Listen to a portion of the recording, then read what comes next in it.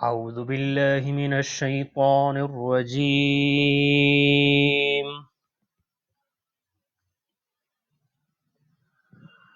بسم الله الرحمن الرحيم.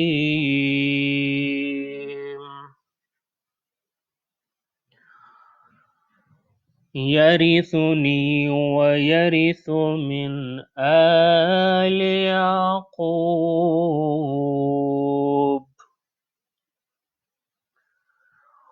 واجعله رب رضيا. سورہ مبارکہ مریم، ورس نمبر 6. حضرت زکریہ علیہ الصلوۃ والسلام کا تذکرہ ہو رہا ہے اور ان کی دعا کے الفاظ بیان کیے جا رہے ہیں ورس نمبر 5 اور ورس نمبر 6 میں. پہلے دعا کے مقدمات کو بیان کیا، ان مقدمات کو بیان کرنے کے بعد پھر حضرت زکریہ کی دعا کا کانٹینٹ تھا اس کو بیان کیا جا رہا ہے. ورس نمبر 5 میں ہم نے یہ پڑھا کہ انہوں نے دعا یہ مانگی تھی کہ پروردگارا، مجھے اپنے بعد اپنے رشتہ داروں کا خطرہ ہے، اگرچہ میری گھر والی بانجھ ہے لیکن تو مجھے اپنے ہاں سے ایک فرزند عطا فرما، ایک وارث عطا فرما. اس وارث کی کوالٹیز بتائی جا رہی ہیں اور ریزن بتایا جا رہا ہے کیوں مانگ رہا ہوں میں اس وارث کو تم سے. یرثنی، جو میرا وارث ہو، جو وارث بنے میرا، ویرثو، اور وارث بنے من آل یعقوب، اولاد یعقوب کا. تو ایسا وارث عطا فرما جو میرا اور اولاد یعقوب کا وارث بنے. وجعلہ، اور اسے تو بنا دے اور تو اسے قرار دے، رب، اے میرے رب، رضیہ، ایسا کہ جو تمہارا پسندیدہ ہو، جو ایسا کہ جس سے تو راضی ہو جائے، تیرا برگزیدہ اور تیرا پسندیدہ بنا دے اپنا. اس پوری آیا کا ترجمہ اس طرح سے ہو جائے گا کہ اے میرے پروردگار، تو مجھے ایک فرزند عطا فرما جو میرا بھی وارث بنے اور آل یعقوب کا بھی، اور اے میرے پروردگار تو اسے پسندیدہ بنا، تو اسے اپنا برگزیدہ بنا. اس سے پہلے آپ سے عرض کیا تھا کہ اس سے گزشتہ آیا میں حضرت زکریا نے اپنے لیے ایک فرزند مانگا ہے، ایک بیٹا مانگا ہے خالق کائنات سے. دعا میں بیٹا مانگنے کی وجہ اور علت بتائی ہے اسی آیا میں، یعنی ورس نمبر 6 میں وہ بیٹا مانگنے کی وجہ بتا رہے ہیں اور بتاتے ہیں کہ وجہ وہ خوف ہے ان کو کہ جو ان کو رشتہ داروں سے لاحق تھا. اب سوال یہاں یہ پیدا ہوتا ہے کہ فرزند نہ ہونے کی صورت میں، ایک لمحے کو فرض کیجئے کہ اللہ کی ذات اگر ان کو وارث نہ دیتی، فرزند نہ دیتی، تو یہ فرزند نہ ہونے کی صورت میں ان کو کس میراث کے چھن جانے کا ڈر تھا اور خوف تھا اور خطرہ لاحق تھا کہ انہوں نے یہ کہا کہ میری میراث ہے، آل یعقوب کی میراث ہے، اے پروردگارہ اس میراث کا وارث چاہیے مجھے، لہذا تو اس کا وارث مجھے عطا فرما. تو وہ کون سی میراث تھی کہ جس کے حوالے سے جو ہے وہ اپنے فرزند کا مطالبہ کیا انہوں نے کہ جو خوف اور خطرہ لاحق تھا وہ فرزند ملنے کی صورت میں وہ خوف ختم ہو جاتا، وہ خطرہ ختم ہو جاتا. لہذا یہاں سے ایک نیا موضوع شروع ہو رہا ہے کہ میراث انبیاء اور خاص طور پر میراث حضرت زکریا کیا چیز تھی اور وہ کون سی میراث تھی، وہ کون سے مال و اموال یا وہ کون سا متاع تھا کہ جس کے چھن جانے کا حضرت زکریا کو خوف اور خطرہ لاحق تھا. یہاں دو جو ہے وہ نقطۂ نظر سامنے آتے ہیں. ایک نقطۂ نظر غیر امامی ہے، یعنی جو غیر شیعہ حضرات ہیں. ایک نقطۂ نظر امامی ہے یا مکتب جعفری کا ہے اور شیعہ حضرات کا ہے. مکتب غیر امامی اور غیر شیعہ افراد کا یہ کہنا ہے کہ حضرت زکریا کو یہ ڈر تھا کہ میرے اس دنیا سے چلے جانے کے بعد میرے رشتہ دار جو ہیں میرے اس مرکز توحید کی خدمات کو اور دینی تعلیمات کو بجا لانے میں کوتاہی کریں گے، سستی کریں گے اور یوں پھر ان کی ساری زندگی کی محنت کو نقصان پہنچے گا. لہٰذا انہوں نے اپنی نبوت کا وارث مانگا کہ جو اس مرکز توحید پر جو چیزیں جو انہوں نے محنت کی تھی اور جو ان کی تعلیمات تھیں اور جو ان کی خدمات تھیں ان کا تسلسل باقی رہے اور لوگ ان کے اس دنیا سے چلے جانے کے بعد مرکز توحید سے منقطع نہ ہو جائیں اور ان کی تعلیمات سے دور نہ ہو جائیں۔ لہٰذا انہوں نے یہاں اپنے لیے ایک ایسا فرزند مانگا جو نبی ہو اور ان کی نبوت ان کے بعد کنٹینیو رہے، ختم نہ ہو جائے، یہ دینی تعلیمات اور یہ شریعت ختم نہ ہو جائے۔ امامیہ کا نقطہ نظر یہاں یہ ہے کہ اہل بیت کے نزدیک نبوت ایسی میراث نہیں ہے کہ اسے دوسرے اچکتے پھریں اور اس کو اٹھا کے کوئی لے کے بھاگ چلا جائے اور اٹھا کر غائب ہو جائے، اور پھر حضرت زکریا کو یہ فکر ہو کہ میرے بعد لوگ جو ہیں وہ میری میراث کو اٹھا کے لے جائیں گے، اور نبوت تو ظاہر ایسی چیز ہے نہیں کہ ان کو یہ فکر لاحق ہوتی کہ لوگ اس کو اٹھا کے جو ہے وہ غائب ہو جائیں گے۔ لہذا علم و نبوت ایک ایسی چیز ہے، علم و نبوت ایک ایسی چیز ہے کہ جس میں رشتہ داروں کا ڈر بے معنی ہے۔ حضرت زکریا جانتے تھے کہ خدا کے نزدیک جو عہدہ نبوت ہے اس کے لیے خدا خود ایک اہل شخص کا انتخاب کرتا ہے، لہذا جب نااہل شخص کو یہ عہدہ مل ہی نہیں سکتا، جب کوئی نااہل اس عہدے کا وارث بن سکتا ہی نہیں اور نہ اس پہ فائز ہو سکتا ہے، تو اس حوالے سے حضرت زکریا کا ڈر بے معنی ہے اور بے محل ہے کہ آپ کو یہ ڈر ہو کہ میرے مرنے کے بعد جو ہے وہ کوئی نااہل نبی نہ بن جائے یا وہ نبوت کو نہ لے جائے، یا میرے رشتہ دار جو ہے وہ نبوت کے ساتھ کیا کریں گے، چونکہ ان کو معلوم تھا کہ جو ہے وہ نبوت کے عہدے کا انتخاب بھی اللہ کی ذات خود فرماتی ہے، اس کے اوصیاء بھی اللہ کی ذات جو ہے وہ خود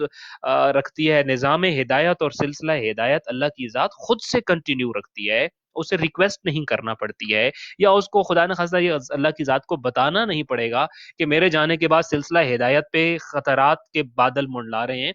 ہدایت کا سلسلہ خالق کائنات نے خالصتاً اپنی ذات سے مربوط رکھا ہے، کہاں کس کو نبی بنا کے، اولیاء بنا کے، اوصیاء بنا کے بھیجنا، یہ خالصتاً اس کا اپنا فیصلہ ہوتا ہے، اس کے علاوہ اس کے اس فیصلے میں کوئی اور شریک نہیں ہوتا۔ پلس یہ کہ ان کو یہ معلوم تھا کہ نبوت ایسی چیز نہیں ہے کہ جس کے حوالے سے جو ہے ان کی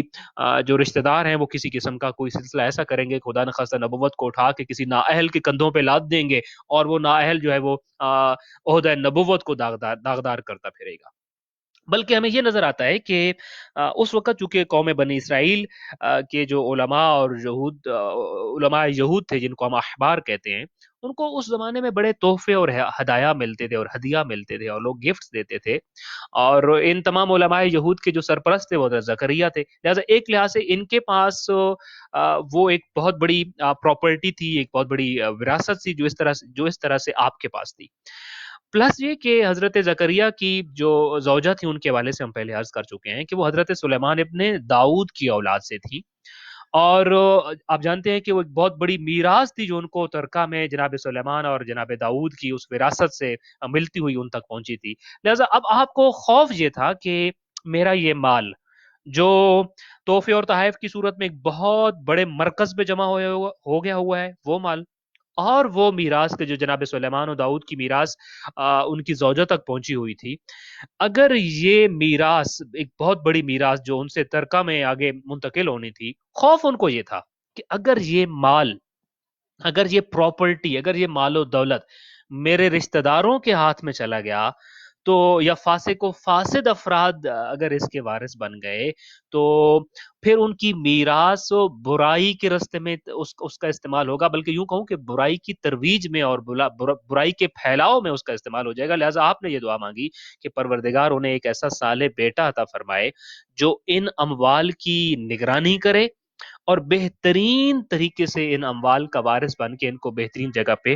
خرچ کرے۔ لہٰذا میں نے جیسے پہلے عرض کیا کہ ایک بات ہمیں بالکل کلیئر سے یہاں پہ دیکھنی ہوگی کہ نبوت اہل و نااہل دونوں کی طرف منتقل نہیں ہوتی ہے، کہ ان کو یہ ڈر تھا کہ میرے بعد نبوت نااہل لوگوں کی طرف منتقل نہ ہو جائے۔ ہاں، مالی وراثت اہل و نااہل سب کو پہنچ سکتی ہے،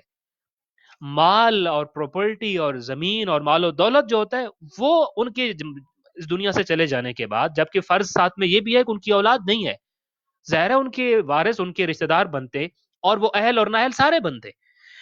نبوت کے ساتھ یہ ڈر جو ہے بے معنی ہے کہ نبوت کے بارے میں کسی کو یہ ڈر ہو کہ میرے بعد نااہل لوگ نبوت پہ فائز نہ ہو جائیں یا سلسلہ نبوت ان کے ہاتھوں میں نہ چلا جائے۔ ہاں، مال و دولت کے حوالے سے، پراپرٹی کے حوالے سے یہ ڈر بالکل بجا ہے کہ اہل و نااہل سب کو یہ چیزیں جو ہیں وہ پہنچ سکتی ہیں، لہٰذا ان کا ڈر اسی چیز، بلکہ یہ صرف حضرت زکریا کا ڈر نہیں ہے، ایک چیز جو ہمیں یہاں پہ ایک پیغام کی صورت میں مل رہی ہے وہ یہ ہے کہ ہر صالح شخص، ہر نیک اور متقی شخص کا یہ کنسرن ہوتا ہے اور ہونا بھی چاہیے کہ میرا حلال مال جو میں نے اپنی زندگی کی محنت سے کمایا ہے، میرے چلے جانے کے بعد خدا نہ خواستہ یہ حلال مال کہیں کار حرام میں اور حرام کے رستے پر خرچ نہ ہو جائے، اور میرے مال سے فاسق اور بدکار لوگ اپنی بدکاریوں کے لیے فائدہ نہ اٹھاتے پھریں۔ یہ ہر نیک شخص کا، ہر متقی شخص کا، ہر اس شخص کا کنسرن ہونا چاہیے کہ جو تعلیمات شریعت سے آگاہ ہوتا ہے۔ یہی کنسرن تھا حضرت زکریا کا بھی کہ ظاہر ہے میرے پاس جو پراپرٹی ہے اگر میرے بعد یہ نااہل لوگوں کے ہاتھوں میں چلی جاتی ہے تو ہاں اس کے بارے میں ڈر ہے کہ یہ نیک رستے پہ بھی تو لگ سکتی ہے لیکن اس کو ناجائز اور غلط بھی استعمال کیا جا سکتا ہے۔ اور حضرت امام صادق علیہ السلام کا فرمان جو آپ کے سامنے عرض کر چکا ہوا ہوں کہ حضرت زکریا کو ڈر اپنے رشتہ داروں کا تھا، اور ان کو اپنے رشتہ داروں کا خطرہ تھا کہ جو سیدھے رستے پہ وہاں پہ موجود نہیں تھے۔ اچھا، یہاں اگلا سوال یہ آتا ہے کہ ان دونوں نقطۂ نظر میں ہمیں اتنی شد و مد سے دونوں طرف سے یہ دونوں مقادب کیوں نظر آتے ہیں کہ ایک شیعہ مکتب فکر اس چیز کے اوپر اتنا کنسرن کیوں رکھ رہا ہے یا دوسرے لوگ کیوں کنسرن رکھ رہے ہیں، حالانکہ یہ دونوں چیزیں بھی مراد ہو سکتی ہیں۔ حال تو یہ ہو سکتا ہے کہ ہاں حضرت زکریا نے جو وارث مانگا وہ اپنی اولاد کا ایک ایسا وارث مانگا جو نقطہ اجتماع ہے نا، کہ جو ان کی ظاہر ہے اگر ان کو فرزند ملتا ہے اور نبی فرزند ملتا ہے تو ظاہر ہے وہ تو مسئلہ ہی حل ہے کہ ان کو میراث کا جو ڈر تھا کہ میرے مال و دولت ان لوگوں کے ہاتھوں میں چلے جائیں گے جو فاسق و فاجر ہیں، وہ ڈر بھی ختم ہو جائے گا، وہ خطرہ بھی ختم ہو جائے گا، پلس یہ کہ ان کے بعد تعلیمات ان کی جو ہیں اور ان کی خدمات کا کیا ہوگا اور دین اور شریعت کا کیا بنے گا، وہ مسئلہ بھی حل ہو سکتا ہے۔ لیکن دوسری طرف کچھ لوگ یہ کیوں کہنے پر ضد کر رہے ہیں کہ انہوں نے صرف اپنی نبوت کا وارث مانگا، اس میں بیسک اتنی شد و مد کیوں پائی جاتی ہے؟ اصل میں یہ جو آیا ہے یہ وراثت انبیاء کے چیپٹر پہ بات کر رہی ہے، اور اسی آیا کو حضرت زہرا سلام اللہ علیہ نے اپنے میراث کے دعویٰ میں ثبوت کے طور پر پیش کیا تھا۔ لہٰذا اب یہاں بیسیکلی یہ آ جاتا ہے کہ جو فدق حضرت زہرا سلام اللہ علیہ کی ملکیت تھی، اب جو اس نقطۂ نظر کے قائل ہیں وہ یہاں مانیں گے کہ یہاں پہ حضرت یعقوب کے جو وارث کا مطالبہ کیا گیا اور حضرت زکریا نے اپنا جو وارث مانگا اور اولاد یعقوب کا وارث مانگا ہے، بیسیکلی وہ ایک ایسا وارث مانگا ہے کہ جو ان مالی چیزوں کا بھی وارث بنے، چونکہ ڈر پیچھے بتا رہا ہے کہ ڈر انہی چیزوں کے بارے میں ہوگا جس کو کوئی نااہل لے جا سکتا ہو اور اٹھا کے بھاگ کے جا سکتا ہو، اور کسی نااہل کے ہتھے چڑھ سکتی ہو جو چیز، اسی چیز کے بارے میں ڈر ہو سکتا ہے۔ ہاں نبوت ساتھ میں مل جائے تو اس سے ظاہر ہے شیعہ مکتب فکر یہ نہیں منع کر رہا کہ یہ صرف سے مراد ایک ایسا بندہ ہی ہوگا، ایک ایسا فرزند ہی ہوگا کہ جو صرف مال و دولت کو پالے، بلکہ شیعہ نقطہ نظر میں تو یہ ہے کہ ہاں اگر نبی فرزند ملے تو وہ تو اور بہتر ہے، لیکن بیسیکلی مانگا کیا جا رہا ہے ایک ایسا فرزند جو اس ساری میراث کا وارث بنے۔ ہاں جو مکتب ہے، دوسرا مکتب ہے جو فدق حضرت زہرا سلام اللہ علیہ کا حق نہیں مانتے، وہ یہاں شد و مد سے کیوں گفتگو کریں گے کہ یہاں صرف اور صرف نبوت مراد ہے، چونکہ اگر وہ یہاں یہ تسلیم کر لیں کہ یہاں یہ تسلیم کر لیتے ہیں اگر کہ اس سے مراد مالی میراث ہے تو پھر ان کو ماننا پڑے گا کہ نبی کریم صلی اللہ علیہ وآلہ وسلم کی بھی مالی میراث تھی جب حضرت زکریا کی مالی میراث ہے، تو لہٰذا ان کا سارا زور اس لیے یہاں پہ یہ ہوتا ہے کہ وہ اس چیز کو صرف اور صرف نبوت ثابت کر ہونے دیں، اس سے آگے کی چیز اگر ثابت ہوتی ہے تو اس پہ سوالات اٹھائیں۔ میں کسی اور جگہ سے کوئی دلیل نہیں لاتا، میں حضرت زہرا سلام اللہ علیہ کا ایک جملہ کوٹ کرتا ہوں جو انہوں نے اپنے خطبہ فدق میں ارشاد فرمایا تھا، اور اس آیا کو انہوں نے کوٹ کیسے کیا تھا؟ آپ نے اس خطبے میں ارشاد فرمایا تھا کہ افی کتاب اللہ ان ترث اباک ولا ارث ابی لقد جئت شیئا فریا۔ آپ نے اپنے مخاطب کو خطاب کرتے ہوئے کہا تھا کہ یہ تو بڑی عجیب و غریب بات کر رہا ہے تو، کہ تو اپنے باپ کا وارث بنے، تو اپنے باپ کی میراث لے اور میں اپنے بابا کی وارث نہ بنوں اور ان کی میراث نہ لوں۔ افی کتاب اللہ ہے، کیا کتاب خدا میں بھی کہیں یہ بات لکھی ہوئی ہے تو مجھے دکھا۔ یہ بات بڑی واضح تھی، لیکن پھر آپ نے اس کے اوپر دوسرا جملہ اسی جملے کی وضاحت کے طور پہ ارشاد فرمایا۔ آپ نے فرمایا افعلی عمد ترکتم کتاب اللہ ونبذتموہ وراء ظہورکم، یہ جو تم میرے بارے میں فیصلہ کر رہے ہو یہ تو کتاب خدا کے بالکل خلاف ہے۔ افعلی عمد ترکتم کتاب اللہ، کیا تم جان بوجھ کر خدا کی کتاب کو چھوڑ رہے ہو اور اس کی خلاف ورزی کر رہے ہو کہ جس کتاب میں تو یہ بات لکھی ہوئی ہے اذ یقول फी मक्तुस्सा मिन खबर यहया इब्न ज़करिया, आपने कहा उस किताब खुदा में तो जब जनाब यहया इब्न ज़करिया की बातें हो रही हैं, वहां अल्लाह ने किताब में ये कहा है, इज़ क़ाल रब्बि हबली मिन लदुनका वलिय्यन यरिसुनी व यरिसु मिन आले याकूब, कि जनाब ज़करिया ने अपना और जनाब याकूब का की आलो औलाद का वारिस मांगा था। जनाब ज़हरा सलामुल्लाह अलैहा ने यहाँ पे 2 मरतबा किताब खुदा को कोट किया। पहले फरमाया अफ़ी किताबिल्लाह, कहीं अल्लाह की किताब में भी लिखा हुआ है कि तू अपने बाप का वारिस बने और मोहम्मद और रसूलुल्लाह की बेटी ज़हरा अपने बाबा की वारिस ना बने। लिखा है तो मुझे दिखाओ। फिर आपने दोबारा फरमाया अफ अला अमदिन तरकतुम किताब अल्लाह, क्या तुम अल्लाह की किताब के वाज़े हुक्म को जानबूझकर छोड़ रहे हो कि जिसमें यह बताया गया है कि एक नबी का बेटा उस नबी के माल का और मीरास का वारिस बन रहा है। और फिर उस पूरी आया को भी वहां पे पढ़ा जो आया इस वक्त हमें और आप स्क्रीन पे देख रहे हैं और जिसकी हम तिलावत कर रहे हैं। लिहाजा आपने तो गोया मुखातब से मांगा है कि कहीं तुम्हारी नजर में किताब खुदा में ऐसी आयत है कि जिसमें यह हो कि नबी का कोई वारिस नहीं होता, तो तू पेश कर। अगर ये आया ये कह रही होती कि नबी का कोई वारिस नहीं होता, तो आपके मुखातिब जो उस वक्त वहां पे मिंबर पे बैठा था, उसने जरूर इस आया को बयान किया होता। बल्कि हजरत ज़हरा ने तो अपने मौकफ के तौर पे इस आया को बयान किया कि इस आया से तो एक नबी की माली मीरास साबित हो रही है। लिहाजा ये आया जहां हजरत ज़करिया की औलाद के लिए उनकी मीरास को साबित कर रही है, वहीं हजरत ज़हरा सलामुल्लाह अलैहा के फदक को उनका हक होना साबित कर रही है। और इसको हजरत ज़हरा सलामुल्लाह अलैहा ने दीगर 4 आयात के साथ जो आपने कुरान मजीद से कोट की थी, इस आया को कोट करके अपने सबूत के तौर पर पेश किया कि मैं मोहम्मद और रसूलुल्लाह का जिसका तुम कलेमा पढ़ते हो, मैं उसी नबी की बेटी हूं और मैं उसी की वारिस हूं। और ये किताब खुदा में अल्लाह की किताब में कहीं नहीं लिखा हुआ कि तुम अपने बाप की मीरास पाओ मगर मोहम्मद की बेटी उसकी मीरास से महरूम कर दी जाए। ये कहीं नहीं लिखा हुआ। अच्छा, इसके तोड़ के तौर पर हमारे यहाँ एक जो आप कह लीजिए इसका तनकीस की जाती है, सबसे बड़ा एतराज और सवाल किया जाता है जो, वो उसूल काफी की और बिहार की एक रिवायत को पेश किया जाता है। वो जो फदक के मुनकिरीन फदक, यानी इस चीज के जो मुनकिर हैं कि हजरत ज़हरा सलामुल्लाह अलैहा का हक था फदक, वो इस रिवायत को पेश करते हैं कि काफी में भी है, बिहार में भी है कि इन्नल उलमा वरसतुल अंबिया, कि उलमा जो होते हैं वो अंबिया के वारिस होते हैं।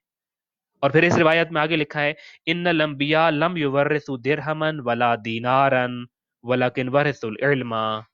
कि अंबिया जो मीरास छोड़ के जाते हैं वो दिरहम और दीनार नहीं है, बल्कि वो तो अपनी मीरास में इल्म छोड़ कर जाते हैं। और इस इल्म की मीरास के वारिस जो हैं वो उलमा होते हैं। वो इस रिवायत को पेश किया जाता है कि ये तो तुम्हारी किताबों में भी लिखा गया है। जब बात कुरान से नहीं बन रही होती फिर उस रिवायत पे आ जाती होते हैं। उसका जवाब क्या है? मैं चाहता हूं मैं फदक के टॉपिक को शॉर्टली आपके सामने क्लियर करूं, चूंकि फदक के टॉपिक को इसी आया से हजरत ज़हरा सलामुल्लाह अलैहा ने बयान किया है। पहला जवाब यह है कि यहाँ जो लफ्ज इर्स है वो अपने जो है वो आप कह लीजिए लुग़वी माना में इस्तेमाल हुआ है। यानी और साथ में एक उसका करीना भी है, चूंकि अमूमन जब इस चीज का इंसान को शक होता है ना कि ये लफ्ज किस माना में इस्तेमाल हुआ है, तो वहां ढूंढा करीना जाता है कि वो करीना क्या है। मैं उस करीने को आखिर में बयान करता हूँ। अच्छा, दूसरी जो अहम तरीन बात है वो ये है कि वो जो रिवायत आप पेश कर रहे हैं कि उलमा जो है वो अंबिया के वारिस होते हैं और अंबिया दिरहम और दीनार छोड़ के नहीं जाते, वो बिल्कुल ठीक रिवायत है। उस रिवायत में बयान ये किया जा रहा है कि उम्मत के लिए और उम्मत की निस्बत अंबिया इल्म और अहादीस की मीरास छोड़ के जाते हैं, दिरहम और दीनार नहीं। जो चीज उम्मत नबी से विरासत में लेती है वो नबी की जो है वो दिरहम और दीनार नहीं है। उम्मत को उलमा को मिन हैसिल उलमा, वो उसमें ये तो नहीं लिखा हुआ कि औलाद को दिरहम और दीनार छोड़ के नहीं जाते। उस रिवायत में ये इन्नल उलमा वरसतुल अंबिया, यानी उलमा और उम्मत जब अपने नबी से मीरास पाती है तो वो अपने नबी की दिरहम और दीनार की वारिस नहीं बनती, बल्कि वो किस चीज की वारिस बनती है? उस नबी के इल्म की वारिस बनती है। अच्छा, इस रिवायत में ये कहाँ है कि उस नबी की औलाद उसकी वारिस नहीं बनती है? ये तो कहीं भी नहीं बयान किया गया। ये जरूर बयान हुआ है कि उम्मत की निस्बत अंबिया की जो मीरास है वो इल्म और अहादीस है। अच्छा, फिर तीसरा पॉइंट ये है कि हजरत ज़हरा सलामुल्लाह अलैहा तो खुद मुतालबा कर रही थी अफी किताबिल्लाह, अफी किताबिल्लाह, कहाँ है खुदा खुदा की किताब में ये बात कि मैं अपने बाप की वारिस नहीं बन सकती हूँ? पेश करो इस बात को। कहाँ है किताब खुदा में? दिखाओ मुझे वो बात। اچھا صرف مطالبہ ہی نہیں کر رہی تھی بلکہ آپ نے 5 سے 6 آیات پیش بھی کی اپنے حق میں. لیکن اب جب آپ نے مطالبہ کیا کہ مجھے قرآن سے ثبوت لا کے دکھاؤ تو آپ اندازہ کیجئے حسبنا کتاب اللہ کہنے والوں سے جب نبی کی بیٹی نے اللہ کی کتاب سے وراثت انبیاء پر دلیل مانگی، وہ جو کہتے تھے کہ ہمارے لیے اللہ کی کتاب کافی ہے، انہی سے اسی کتاب کے اندر سے میراث نبی پر جب دلیل مانگی، نکالو دلیل اسی کتاب سے جو تم کہتے تھے ہمارے لیے کافی ہے، تو کاغذ قلم نہ دینے والے کتاب اللہ سے نہیں بلکہ اسی رسول سے منسوب ایک خود ساختہ حدیث لے آئے. پہلی بات تو یہ کہاں گئے حسبنا کتاب اللہ والے؟ وہ جو کہتے تھے ہماری چیز کتاب خدا میں لکھی اور ہمارے لیے کافی ہے. نبی کی بیٹی تو کہتی ہے مجھے اسی کتاب خدا میں دکھاؤ نا، کہاں لکھا ہے کہ تمہارے نبی کی میں وارث نہیں بن سکتی ہوں؟ حق بنتا تھا اسی کتاب سے، اسی قرآن سے کوئی آیت پیش کرتے. مزہ آتا حسبنا کتاب اللہ کہنے کا اور لطف آتا کہ ہاں ہم نے حسبنا کتاب اللہ کہا، ہم نے کہا کتاب خدا کافی ہے اور نکالی ہے ہم نے دلیل کتاب خدا سے. مگر وہاں یعنی کیا مطلب؟ جب رسول نے حدیث لکھنی چاہی تو کہا قرآن کافی ہے، جب نبی کی بیٹی نے قرآن سے دلیل مانگی تو حدیث اٹھا کے لے آئے. آپ اندازہ کیجئے نا ذرا کیا نتیجہ نکلتا ہے اس سے. لیکن چلیں، جب یہ خود ساختہ حدیث لے کے آئے کہ ہم نبی کوئی میراث چھوڑ کے نہیں آتے تو اس سے دو باتیں ثابت ہو گئی. پہلی بات تو یہ ثابت ہوئی کہ حسبنا کتاب اللہ کا نعرہ غلط لگایا انہوں نے، وگرنہ کتاب خدا سے اب دلیل ضرور دیتے. اگر ہر چیز کتاب خدا میں ہوتی تو ضرور دلیل لے کے آتے. اگر وہ دلیل یہاں پہ نہیں لے کے آئے تو اس کا مطلب یہ ہے کہ ان کا یہ نعرہ غلط تھا. دوسری بات یہ ثابت ہو گئی کہ نبی کو کاغذ قلم نہ دے کر گستاخی کی، توہین کی اور رسول اکرامی قدر صلی اللہ علیہ وآلہ وسلم کی نافرمانی کی گئی اور نبی کریم صلی اللہ علیہ وآلہ وسلم کی مرضی اور خواہش میں رکاوٹ ڈالی گئی ہے. لہٰذا یہ جو آیا ہے یہ انبیاء کی میراث کے بارے میں بات کرتی ہے اور ایسی میراث کے بارے میں بات کرتی ہے کہ جس میں غیر رشتہ دار بھی شریک ہو سکتے ہیں. غیر رشتہ دار اولاد نہ ہونے کی صورت میں اس میراث کو اس کو لے سکتے ہیں، لے لیں گے اور وہ پھر غیر مستحق لوگوں کے ہاتھوں میں جا کر برائی کے رستے میں یا فساد کے رستے میں استعمال ہونے کا ڈر ہوتا ہے. پلس جو پہلے سب سے پہلی دلیل دینا چاہتا تھا اب وہ آخری دلیل. آخری جملہ ذرا اس آیا کا غور سے پڑھیے، وجعلہ رب رضیہ، اے میرے رب اس کو اپنا پسندیدہ اور برگزیدہ بندہ قرار دے. اچھا اب اگر ایک لمحے کو فرض کرتے ہیں کہ وہ اپنی نبوت کے معاملے میں خوفزدہ تھے اور اپنا ایک نبی بیٹا مانگ رہے تھے کہ ایک بیٹا دے جو نبی ہو اور میری ان تعلیمات کا وارث بنے، تو اب یہاں یہ جملہ یعنی وجعلہ رب رضیہ یہ بے معنی جملہ ہے. پھر یہ خدا نخواستہ یہ جملہ لغو لگتا ہے. کیوں؟ ریزن کیا ہے؟ چونکہ وہ اپنی نبوت کا وارث مانگ رہے تھے اور نبی ہوتا ہی وہی ہے جو اللہ کا پسندیدہ بھی ہو اور برگزیدہ بھی ہو. پھر یہ جملہ تو فالتو ہے، اس کا کوئی مقصد نہیں لگتا. یہ دعا تو خدا نخواستہ پھر ایسے ہی لگتی ہے کہ جیسے اس طرح سے دعا کی جائے کہ اے اللہ تو نبی بھیج اور اس نبی کو تو عقل و فہم بھی عطا فرما. یعنی اللہ اسی کو نبی بناتا ہے جو عقل و فہم کا وارث ہوتا ہے. یہاں پر بھی یہ کہنا کہ میرے اللہ تو مجھے نبی دے اور اس نبی کو اپنا پسندیدہ اور برگزیدہ بھی بنا. ارے اللہ پہلے پسندیدہ اللہ کا ہوگا، برگزیدہ ہوگا، تبھی تو اللہ نے نبی بنایا ہے، وگرنہ نبی نہ بناتا. لہٰذا یہ جس جملے کا پھر کوئی مقصد نظر نہیں آتا. یہ جملہ کرینہ ہے کہ آپ نے اپنے مالی امور کا وارث مانگا. آپ نے یہ مانگا میرے اللہ یہ میری پراپرٹی، میری جائیداد، میری مال یہ غلط مقصد میں کہیں استعمال نہ ہو جائے. ایک ایسا وارث دے جو ان ساری چیزوں کا جو ان چیزوں کا وارث بنے، یہ چیزیں وراثت میں اس کو ملے. لیکن وجعلہ رب رضیہ صرف ان چیزوں کا وارث نہ ہو، تیرا پسندیدہ بھی ہو، تیرا برگزیدہ بھی ہو. اب معنی مکمل ہو رہا ہے. لہٰذا اب یہاں پہ ہمیں یہ سمجھ آتی ہے کہ پروردگارا میری میراث کا وارث ایسا فرزند دے جو میری دنیاوی میراث کا وارث بھی ہو اور تیرا پسندیدہ اور برگزیدہ بھی ہو. یہ پورا معنی بالکل ٹھیک بنتا ہے. یہ خود کرینہ ہے کہ آپ نے اس سے پہلے اپنی دنیاوی میراث کا وارث مانگا. لہٰذا اس پوری آیا سے آج ہم نے کیا سمجھا؟ ہم نے یہ سمجھا کہ حضرت زکریا کو اپنے بعد اپنے دنیاوی مال اور دولت اور میراث اور جو ان کی پراپرٹی تھی، جو بھی ان کی ملکیت تھی، ان کے حوالے سے یہ ڈر تھا کہ اگر میرا وارث میرا کوئی فرزند نہ ہوا تو میرے رشتہ دار ان ساری چیزوں کو میری تعلیمات سے ہٹ کر کہیں برائی کے رستے میں، کہیں فساد میں کہیں استعمال نہ کریں، اور اتنی بڑی پراپرٹی جب نااہل لوگوں کے ہاتھوں میں لگے گی تو اس سے یقیناً معاشرے میں بہت بڑا فساد پھیلنے کا خطرہ تھا، لہٰذا آپ نے اس فساد کو بھانپا اور اپنے لیے ایک ایسا فرزند مانگا کہ جو آپ کی دنیاوی میراث کے ساتھ ساتھ اللہ کا پسندیدہ بھی ہو، اس کا برگزیدہ بھی ہو۔ اللہ نے ان کی دونوں دعائیں قبول کی، ایک ایسا بیٹا عطا فرمایا جو ان ساری چیزوں کا وارث بھی بنا اور اللہ کا اتنا پسندیدہ اور برگزیدہ بنا کہ اللہ نے ان کو پھر نبوت کا عہدہ بھی عطا کیا۔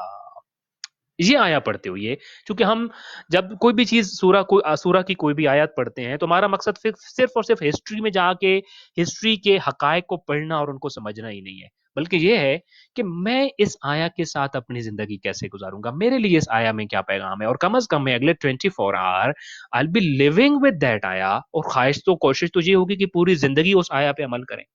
اس آیا سے کہ حضرت زکریا کو ایسا بیٹا ملے جو ان کا اور اولاد یعقوب کا وارث بنے اور اللہ کا پسندیدہ بھی ہو، برگزیدہ بھی ہو۔ میرے اور آپ کے لیے کیا پیغام ہے؟ دو پیغام ہیں جن کو ہم نے سمجھنا ہے اور اپنی زندگی میں عمل کرنے کی کوشش کرنی ہے۔ پہلا پیغام یہ ہے کہ اولاد اپنے باپ کی وارث ہوتی ہے۔ اس خطبے میں حضرت زہرا سلام اللہ علیہا نے مسجد نبوی میں بیٹھے تمام مسلمانوں کو مخاطب کر کے کہا تھا کہ ایک صورت ہو سکتی ہے کہ میں اپنے بابا کی وارث نہ بنوں، قرآن کے مطابق اور شریعت محمدی کے مطابق ہاں ایک ایسی وجہ ہے کہ میں واقعتاً خدا نہ خواستہ اس صورت میں اولاد باپ کی وارث نہیں بنتی، وہ یہ کہ باپ کا مذہب اور ہو اور اولاد اس کے مذہب کو چھوڑ کر کافر ہو جائے۔ تو بی بی نے پوچھا تم کیا یہ تو نہیں کہنا چاہ رہے کہ میں اپنے باپ کے مذہب پر نہیں رہی؟ لہذا وہ رکاوٹ ہے میراث کے ملنے میں، لیکن اوورآل ساری اولاد جو ہوتی ہے باپ کی میراث کا وارث بنتی ہے۔ لہذا ہم نے دیکھا تاریخ میں کہ ایک بیٹیاں دعائیاں دیکھ کر مانگ رہی تھی مسجد میں جا کر۔ آؤ ذرا سوچتے ہیں کہیں ایسا تو نہیں ہے ہمارے سامنے، ہمارے خاندان میں، ہمارے فیملی میں بیٹیوں کو اپنے باپ کی میراث سے محروم کیا جا رہا ہو؟ خدا را اس بیٹی کو یاد رکھو جو اپنے باپ کی میراث مانگتی رہ گئی، اور خدا را اپنی بیٹیوں کو ان کے باپ کی میراث سے حصہ ادا کرو۔ اور یہ جو ہمارے یہاں معاشرتی بات پائی سمجھی جاتی ہے نا کہ اگر کسی بیٹی نے اپنے باپ کی میراث ایکسیپٹ کر لی تو کتنا غیر اخلاقی ہو جاتا ہے، دیکھو فلاں نے وہ اپنے بھائیوں سے اپنا حصہ لے لیا ہے۔ ایک بات ذہن میں رکھیں، اگر یہ بات غیر اخلاقی ہوتی نا تو کبھی بھی خدا ان کا حصہ باپ کی میراث میں نہ رکھتا اور شریعت میں یہ بات کبھی نہ لکھتا۔ اللہ نے اگر اس کو شریعت کا حصہ رکھا ہے تو اس کا مطلب ہے کبھی غیر اخلاقی بات نہیں ہو سکتی ہے، تو اس بات کو غیر اخلاقی سمجھنا چھوڑ دیجئے۔ بیٹی اپنے باپ سے میراث پانے کی حقدار ہے، لہذا باپ کی میراث جب تقسیم ہوگی تو اپنے بھائیوں کے ساتھ اپنا حصہ لے گی۔ پہلی بات تو انشاءاللہ ہم نے یہ سمجھنی ہے اپنی بہنوں کو، چونکہ بھائی جو ہوتے ہیں وہ اپنے باپ سے میراث پاتے ہیں، لہذا جب آپ بھائی اپنی میراث تقسیم کر رہے ہو تو اپنی بہنوں کو یاد رکھو ان کا حصہ ہے، شریعت نے لکھا ہے، اور آپ کو تو زیادہ یاد رکھنا چاہیے اس لیے کہ آپ کو دکھ یہ ہے کہ ایک باپ کو ایک بیٹی کو اس کے باپ کی میراث نہیں دی گئی اور وہ مسجد میں کہتی رہی کہ تم سارے اپنے باپ کی میراث پاؤ تو میں کیوں نہ پاؤں، کہاں لکھی ہے یہ بات؟ پہلا پیغام یہ ہے۔ دوسرا پیغام جو ہمیں اس آیا سے ملتا ہے وہ یہ ہے کہ ہر صاحب جائیداد اور ہر صاحب میراث کو اپنے بعد کی فکر رکھنی چاہیے کہ ان کی میراث کہیں ان کے چلے جانے کے بعد مفاسد پہ، برائیوں پہ تو استعمال نہیں ہوگی، اور اس بات کو پھر انہیں یقینی بنانا چاہیے کہ خود بھی اور ان کے وارث بھی ان کی میراث کو، ان کی پراپرٹی کا صحیح استعمال کریں۔ اگر آپ کو ڈر ہو کہ میرے پاس یہ پراپرٹی غلط استعمال ہو سکتی ہے تو اپنے ہاتھوں سے نیک رستے پہ لگا کے جائیے، وگرنہ بعد میں کمایا آپ نے، مشکل میں آپ پڑے رہے، لیکن سوال آپ سے ہوگا کیوں چھوڑ کے آئے تھے اس میراث کو کہ جو تمہارے بعد غلط رستے پہ اور بدکاری پہ استعمال ہوئی ہے۔ لہٰذا یہ ہمارا کنسرن ہونا چاہیے کہ میں جس چیز کو اتنا بڑا پراپرٹی چھوڑ کے جا رہا ہوں یا اپنی اتنی بڑی میراث چھوڑ کے جا رہا ہوں تو مجھے اس بات کو یقینی بنا کے جانا چاہیے کہ میرے بعد یہ میراث صحیح رستے پر استعمال ہو۔ دعائے خالق کائنات ہمیں شریعت کے تمام اعمال پہ، تمام احکام پہ عمل کرنے کی توفیق عطا فرمائے، اور خاص طور پر ہمارے معاشرے میں جہاں بیٹیوں کا باپ کا حصہ نہیں دیا جاتا، اور اگر کوئی مانگے یا لے لے تو اتنا غیر اخلاقی فرض کیا جاتا ہے، خالق کائنات ہمیں شریعت کو سمجھ کر ان کے حصے کو ادا کرنے کی توفیق عطا فرمائے، اپنی زندگی میں رزق حلال کمانے اور اس کو راہ حق پہ خرچ کرنے کی توفیق عطا فرمائے، اور اپنی زندگی کے بعد کے لیے نہ صرف اپنی قبر بلکہ اپنے پیچھے چھوڑو یہ ترکے کے بارے میں بھی فکر مند رہنے کی توفیق عطا فرمائے۔ السلام علیکم ورحمۃ اللہ وبرکاتہ۔